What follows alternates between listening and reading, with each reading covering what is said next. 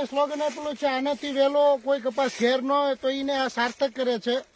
આપણે પ્રતાપભાઈ મારે અહીંયા આવેલા ત્યારે એમને એવું મને કીધેલું કે ભાઈ કઈ વેરાયટી વાવું, તો મેં એમને સજેશન કરેલું ભાઈ એડવાન્સ વાવો. મને કે આખું મેં તો જોયેલું છે તમે વાવો, તો એમને બીજી કેટલી એમના બીજા ખેતરમાં બધી વાવેલી છે એના કરતા વિશેષ અત્યારે એમને જોવા મળે. એમના માટે સંતોષકારક વેરાયટી છે આ, બરોબર. અને બીજા બધા જે એમના વેરાયટીમાં જે ઉતાર આવે એની કરતા 1.25 મિનિમમ છે ઉતારો. છેક ઉપર સુધી તમે એના વિણાટનું એક પેશીમાં 8 થી 10 કપાસિયા, રૂની ક્વોલિટી અને બજાર ભાવ ચાલુ બજાર કરતા કાયદેસર 100 રૂપિયા પ્લસ બજાર ભાવ મળે એવી રૂની ક્વોલિટી છે.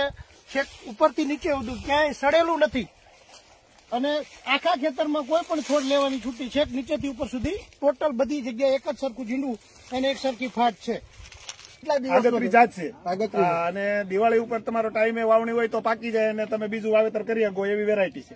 તમે એટલા વર્ષથી કપાસનું વાવેતર કરતા હશો, આ વર્ષે આ એડવાન્સ વેરાયટી કરી તમે, તો એના કરતા શું અલગ લાગે છે? એના કરતા અલગ કે ફાલ નીચેથી બે છોડની હાઈટ બહુ હાઈટ પ્રમાણે એનો માલ સારામાં સારો બને. બીજા કપાસમાં અત્યારે શું કન્ડિશન? 100 દિવસનો કપાસ બીજો પણ હશે ને આ પણ છે, તો એ બે માં ખાલી તફાવત શું છે તમારે કહેવાનું? કપાસ નીચો છે, નીચો છે.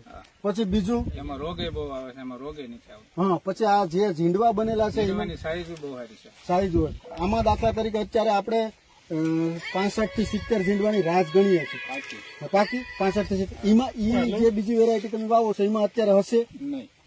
પછી બીજું કારણ કે નીચેથી અહીંયા ફાલ જેવું ઝીંડવું લીધું છે એવું ને એવું છે. આ ભાઈ ને જે પેલી વીણી તો દિવાળી ઉપર આવશે, દિવાળી ઉપર જયારે બીજા કપાસમાં જો વીણી સ્ટાર્ટ નહીં થઈ, આમાં વીણી ટૂંકમાં નીચે 2-3 ઝીંડવા ફાટી પડ્યા, તો તમારો શું અંદાજ છે? દિવાળી ઉપર વીણી આપી દે ખરો? નોરતામાં આપી દે. તો અમે જે કહીએ છીએ કે અર્લી નહીં પણ એડવાન્સ, એટલે આ નામ સાચું છે એડવાન્સ? એડવાન્સ છે ને આ વેરાયટી. 90 દિવસે જે મગફળી 120 દિવસે 15 મણ નથી આપતી, ત્યારે આ 100 દિવસે 20 મણ કાઢીને કે 15 મણ કાઢીને આ કપાસ આવશે.